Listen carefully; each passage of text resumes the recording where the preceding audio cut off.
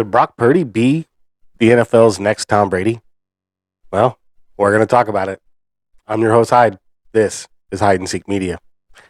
Hello, all you beautiful and amazing people. Thank you for tuning in and welcome to the show. If you're new to the channel, make sure to hit that subscribe button, the notification bell, so you get notified anytime I drop a new video. The show is brought to you by the Hide and Seek Media Store. If you're like me and you like to spark a conversation or just make a statement without having to say too much at all, click the link down below. Check out all the cool merch I have to offer. And if you use code 1776 at checkout, I'll give you 20% off. Mr. Irrelevant in the 2022 draft. He's on the cusp of leading his team to a Super Bowl. And this is probably one of the craziest things that the NFL has seen in recent years, right? First of all, there's never been a Mr. Irrelevant who was drafted and ended up starting the same year he was drafted, I believe. Maybe Ryan Suckup, the kicker, he may be the only other one that I can think of that was drafted and started in the same year they were drafted, outside of Brock Purdy. Now, Brock Purdy's done a lot of record-breaking things in just the few games that he's played. Okay? He has won his first 4 starts as a starter, a rookie starter for the San Francisco 49ers. That's never been done before. He has helped lead the 49ers to a 9-game winning streak, which hasn't been done since 1997. He is the only rookie in NFL history to have his first start of his career be against Tom Brady and walk out of the stadium with a W. And like I said, he has an opportunity to lead this team, the San Francisco 49ers, to a Super Bowl and possibly even a Super Bowl victory. Now, that is a long shot, and he's going to need a lot of help from their defense, which he did not get in this last game they played against the Raiders, which we're going to talk about, because I believe it was Brock's first true test to try and test his poise. And he looks like he came out on top, but we'll talk about that, and I want to talk about how it's kind of amazing that Mr. Irrelevant has an opportunity to win a Super Bowl the same year he was drafted. I mean, come on, guys. Those of you who are watching this video know the likelihood that Mr. Irrelevant even makes a squad is 50-50, let alone being the starter on a championship caliber team. Not only that, being the starting quarterback of a championship caliber team. Come on. When has that ever happened? I mean, I can't think of any time. We're going to look at the list of Mr. Irrelevants over the last, 20 or 30 years. And if any one of you guys know which Mr. Irrelevant started in the same year he was drafted or even was on a championship caliber team, please let me know in the comments down below. I would love to know. But to me, what Brock Purdy is doing is, well, first of all, he's setting the bar for himself pretty high. And, people like me are seeing the correlations already. I mean, I know Tom Brady's got 20 plus years in the league and a resume to back it all up. This is this kid's first year, but let's look at the correlations, right? Brady was drafted to a championship caliber team. And when he got his opportunity to start, he never relinquished it until he got hurt. Went on to win multiple Super Bowls with that franchise. And in those first 7 years of his career, he won 3. Now, I'm not saying Brock Purdy is going to win the Super Bowl in his rookie year, but the opportunity is there. And as long as he keeps a level head, this team is built to win a Super Bowl. All he's got to do is not screw up. But we're going to get into, I really want to talk about Brock Purdy and the whole Mr. Irrelevant thing, right? Because that to me is pretty cool. But what I want to do first is talk about the most recent game, which I believe was the most challenging for Purdy, and what it means for him, going forward in the future. So I have this story pulled up from NBC Sports. How Purdy maintained level head in 49ers' wild win over Raiders.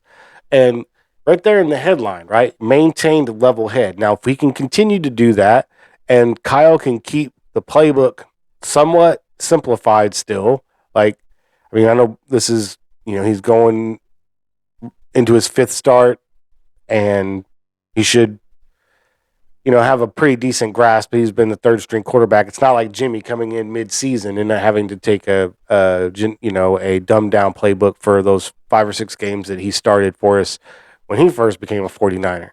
So I think Kyle can throw a lot more at this kid, as they progress into the playoffs, because he's been in the system the entire year.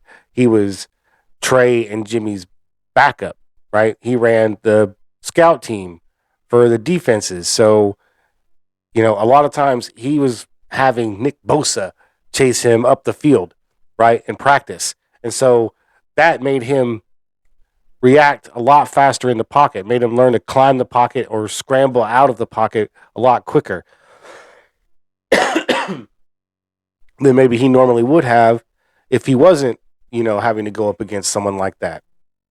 And so having to go up against this defense alone will sharpen any young quarterback. Well, unfortunately, we didn't get to see the how much it had helped Trey Lance because he got injured and was done for the season early on. And we all knew that at some point this was going to happen to Jimmy Garoppolo too, right? And so eventually, I knew Brock Purdy was going to end up playing a few games in this season. I didn't know that Jimmy was going to get knocked out for the season, and we weren't going to have him going into the playoffs. So it made me kind of nervous at first. But watching this kid play, I'm a lot more confident in the 49ers' chances of getting all the way to the Super Bowl, if not winning it, and this kid making history. But let's talk about this article here. So I say, the 49ers' 37-34 overtime win over the Raiders on Sunday was a roller coaster of emotions, but Brock Purdy appeared incredibly calm, even with the pressure on his shoulders. Now, I will say this. The Raiders tied the game late, 2 minutes left. I think they tied the game, and Brock Purdy did his job, drove them down the field, and set them up for a 41-yard field goal for the win.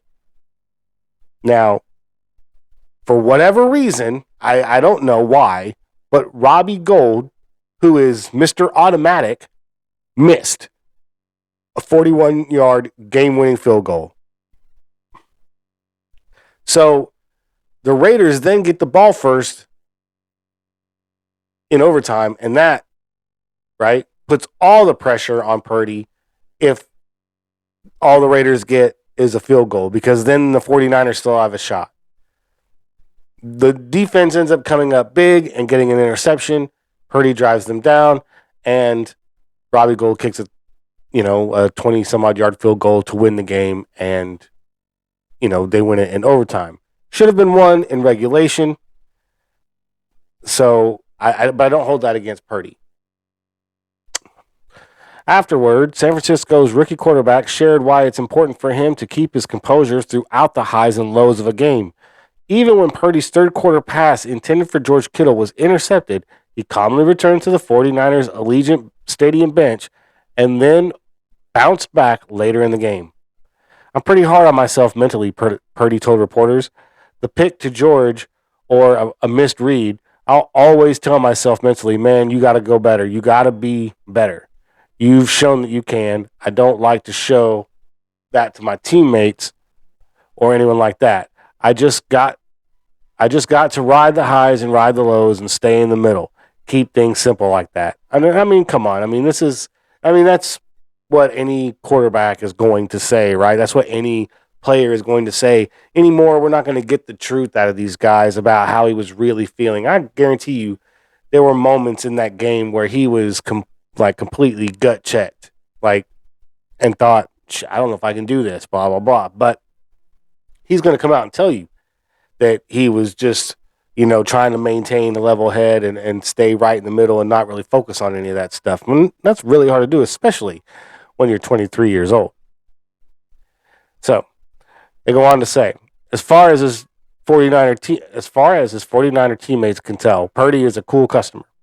Even when the heat is on him to take San Francisco's offense down the field to score and put the team in a position to win, the rookie remained calm. The 23-year-old finished the game with 22 of 35 passing and 284 yards and 2 touchdowns and 1 interception. Not a bad stat line, right?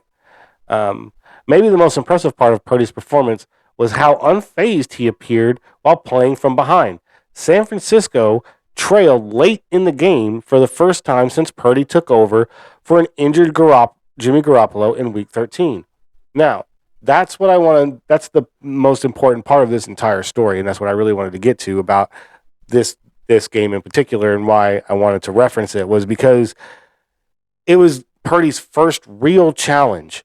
And of course, it came from the Las Vegas Raiders, but it came from a hyped up Las Vegas Raiders with a different starting quarterback and some people with their chips on their shoulder and wanting to prove something. And so they came out playing aggressive. Now, I have to say the 49ers probably thought this was going to be a walk in the park because they knew it was going to be mostly like a home game because 49ers fans travel, especially from California, and Las Vegas is not that far. And who doesn't want to go to Vegas for a football game, right? So I can promise you that stadium was probably 60-40 Niners fans. So to be in that environment and to be down by 10 points going into the third quarter or midway through the third quarter, and then to come back and take the lead, and then maintain your composure when they tie the game, to drive down the field and put your team in position for the game-winning field goal. Now, your kicker didn't come through for you, and that was disappointing. And on top of that, unfazed, they get the ball. And you're still unfazed. They drive down, and your defense comes through. You get an interception, and then boom. You stroll out onto the field and do it again. Drive down and put yourself in position for a game-winning field goal. Okay, I'll do it again since you guys want me to do it again. No big deal. That kind of composure you don't find in every quarterback, right? And to get him on the last draft pick, I mean, come on, even Tom Brady went before that. So we also have this story from Forbes that was written about a month ago. Whether or not he's the next Tom Brady, Brock Purdy is taking his chance. And I wanted to just kind of highlight this story because a month ago people were making this comparison because of the late round picks and the underestimated abilities and stuff like that. And it's not that far-fetched, right? Excuse me. We are used to seeing history repeat itself in some way, shape, or form throughout everything, right? Whether it be world conflicts, climate change, sports, politics. It's everything in this world is cyclical, right? It's all cyclical, however you say it. But it goes in cycles. And so, the NFL needs those quarterbacks to duel each other, right? And they need that one that kind of just edges everyone else out. And that was Tom Brady, right? I mean, let's be real. Tom has a lot of Super Bowl wins, but there were 5 or 6 quarterbacks during his tenure in the league that were magnificent Hall of Fame, like set the bar type of quarterbacks. You had those great quarterbacks in that came from the 80s and 90s, right? And then you had a set of great quarterbacks that came in the 2000s and through the 2010s. Now we're starting to see another set of great quarterbacks emerge. You have Patrick Mahomes and Josh Allen and Lamar Jackson. You know, the list goes on. Joe Burrows. I mean, there's, you know, so there's another elite class. But there's got to be that one that kind of edges everybody else out.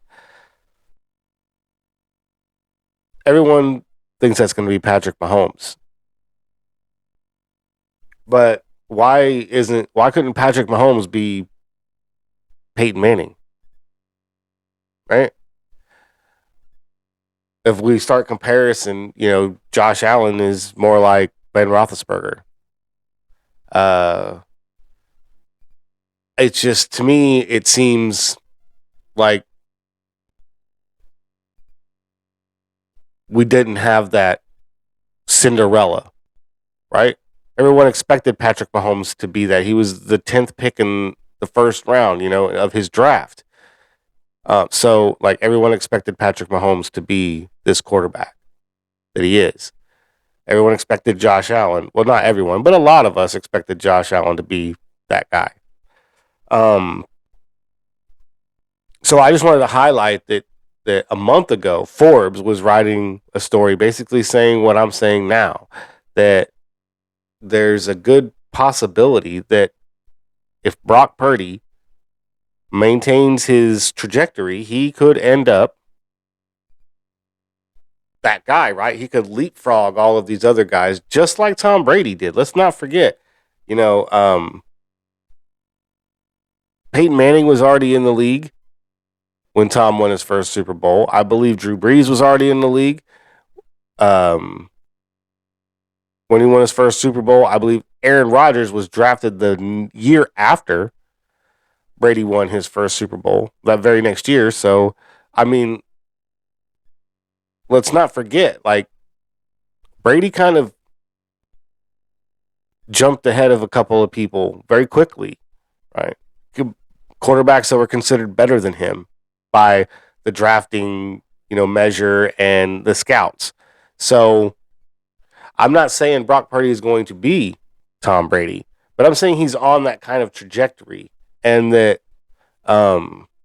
if he maintains what he's doing and the 49ers maintain a good, solid team around him, like the New England Patriots did with Tom Brady, then there is a good possibility that we see Brock Purdy become that quarterback. We don't know that yet. It's really early in his career. But to be Mr. Irrelevant and be on your way to a possible Super Bowl as the starting quarterback, I mean, that's saying something, right? That's saying something. That says something about his leadership. It says something about his determination, his work ethic, and all of those are very, very important, right? So, I mean, in that comparison that I made, right, that's where I kind of get the comparison. Tom Brady went late in the draft. Brock Purdy went late in the draft. Tom Brady took over for a, you know, good quarterback on a good team with promise. Never gave it up. Brock Purdy took over for a quarterback on a good team with promise. I can't say that he'll never give it up. I think the 49ers have invested too much in Trey Lance to not make him the starter next year, but Brock Purdy's earned the backup role. We all know Jimmy Garoppolo was gone after this season. He signed a one-year deal, and this was to sell himself to the league. Like, I'm still that guy. You guys, you know, should be coming after me in the offseason. And I don't know. I think he'll still get a deal. Honestly, I would not be surprised if we see Jimmy Garoppolo with the New York Jets next year. But that's a whole nother video, right? Anyways, I believe that Brock Purdy could be that he's that he is landed in the perfect system with the perfect coach, a stellar defense to start off your career. I mean, it doesn't get much better than that if you're a quarterback, right? And this team still isn't at 100%. They don't have Deebo Samuel. They're still missing a few other key people on defense. If this team was 100%, it's very likely that Mr. Irrelevant could lead a team to a Super Bowl victory.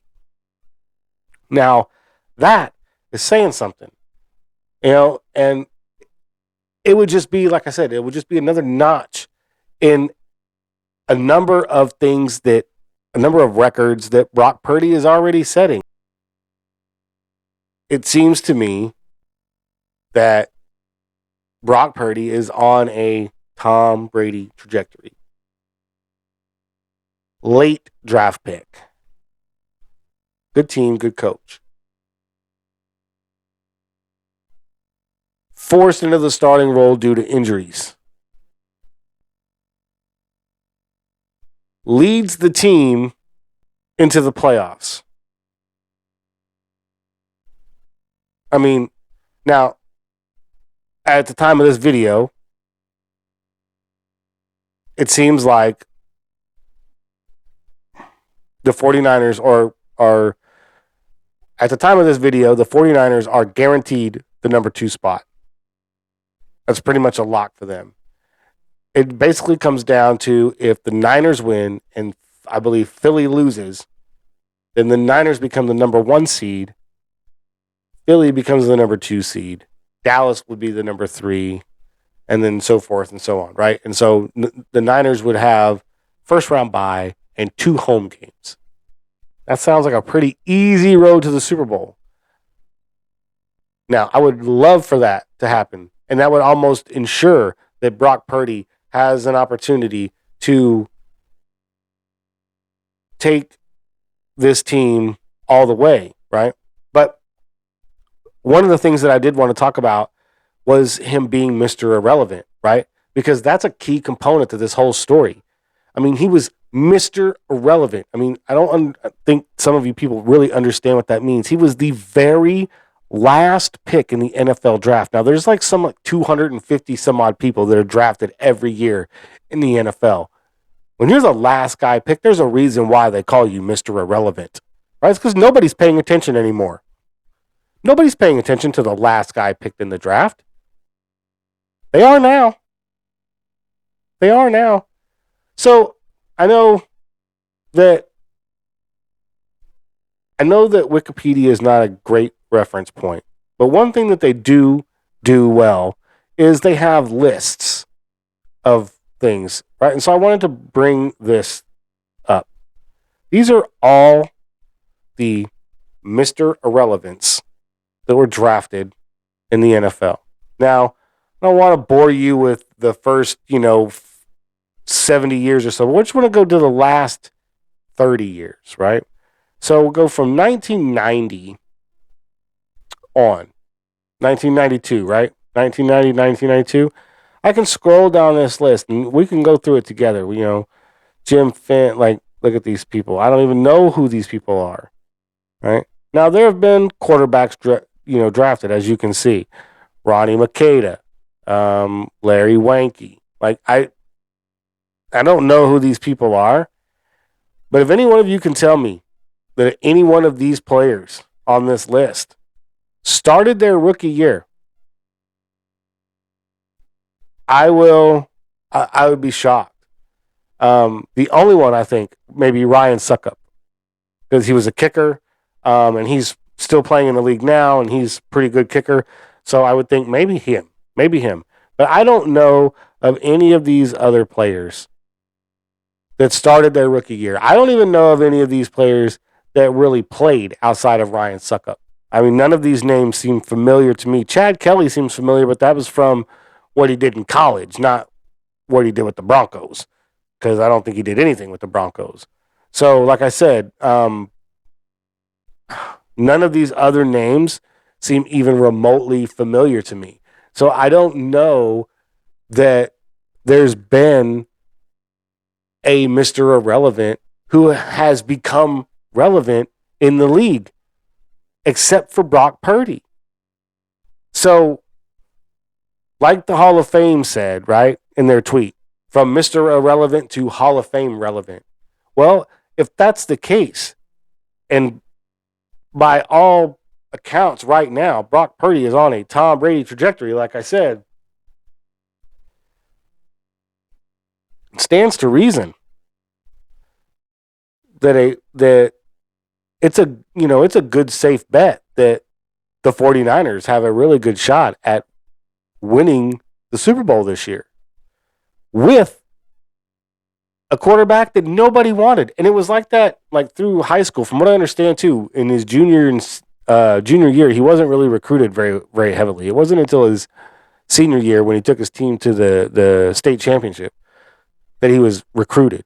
And I mean, he was recruited by Alabama and a few other, top programs, but he ultimately chose Iowa State. I just thought it was pretty amazing that this guy goes from Mr. Irrelevant to starting quarterback on a championship caliber team.